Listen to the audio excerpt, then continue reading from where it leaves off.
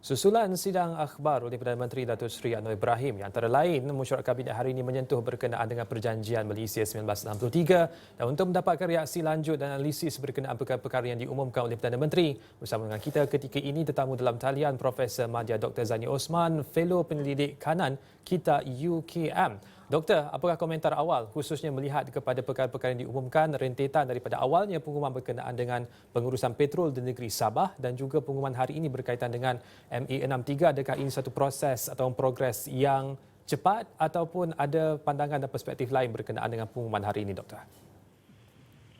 Baik, terima kasih. Saya fikir ini satu work in progress lah. After all, kita nation in progress. Jadi sekurang-kurangnya dalam konteks MA63 ataupun pelaksanaan dan isu ini adalah isu pelaksanaan.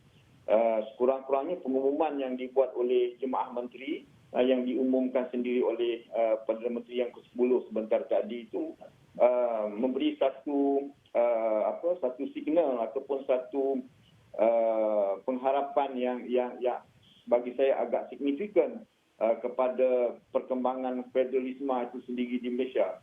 Walaupun agak misalnya dalam konteks kuasa negeri di bawah pemberian untuk meluluskan mana-mana projek bernilai di bawah 50 juta itu agak kecil, tapi saya rasa itu sebahagian daripada di bawah payung peruntukan keuangan yang lebih besar yang berada di bawah perjanjian MA63 itu sendiri. Misalnya apa yang disentuh oleh Perdana Menteri tentang peruntukan keuangan khas, perkara 112D misalnya, dan kemudian tidak termasuk juga dengan peruntukan yang disebut sebagai dana pembangunan sosial dan juga seed capital grant yang sememangnya diumumkan pada setiap tahun.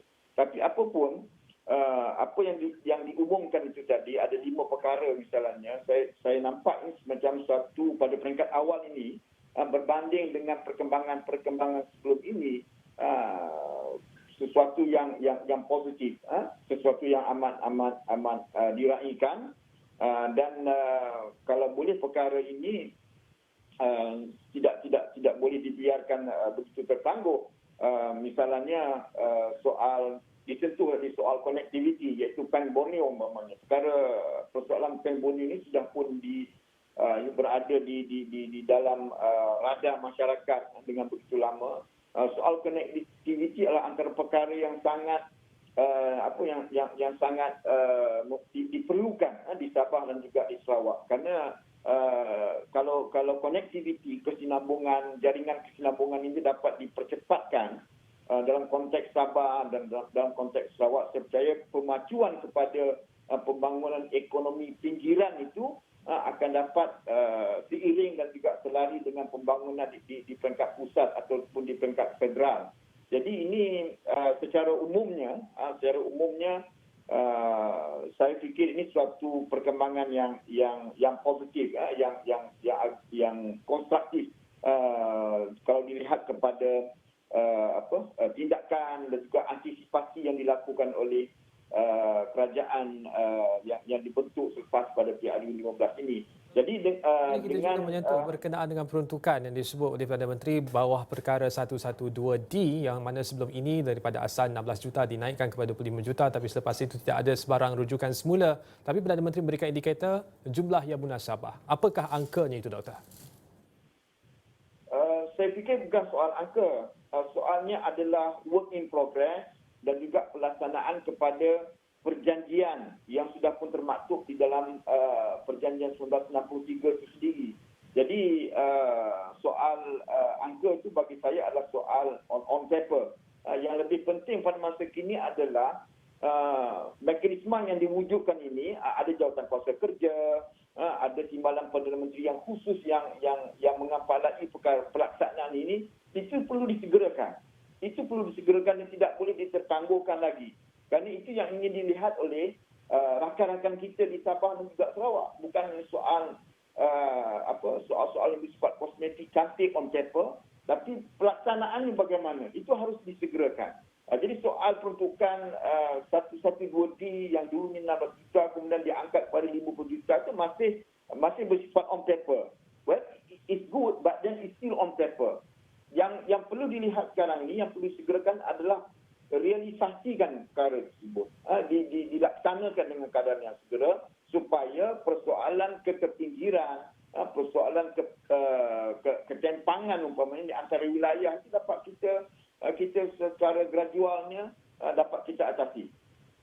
Dan juga doktor adakan pertemuan itu Jawatankuasa Tindakan Perjanjian MA63 yang dipengungsikan kepada Menteri, dihadiri Premier Sarawak, Ketua Menteri Sabah. Jangkaannya hujung bulan ini ada pengumuman baru? Ya, saya fikir sudah tentu ada pengumuman baru ataupun ada juga lebih kepada mekanisme ataupun method, approach, administrative approach, pendekatan pentadbiran, tapi urus yang bagaimana yang ini dilaksanakan dalam konteks MA63 yang tertangguh ini. Kerana apapun pelaksanaan ataupun dasar yang diputuskan nanti di peringkat federal perlu juga dirujuk kepada ketua-ketua di peringkat negeri.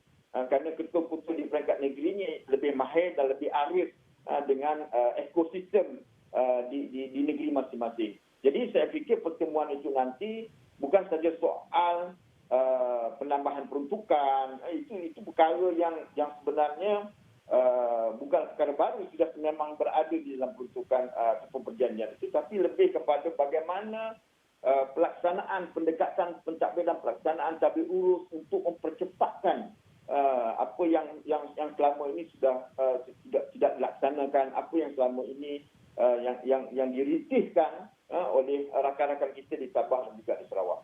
Terima kasih Profesor Madya Dr. Zaini Osman, Fellow Penyelidik Kanan Kita UKM, berkongsi pandangan berkenaan dengan sidang media yang dilakukan oleh Perdana Menteri Datuk Seri Anwar Ibrahim sebentar tadi.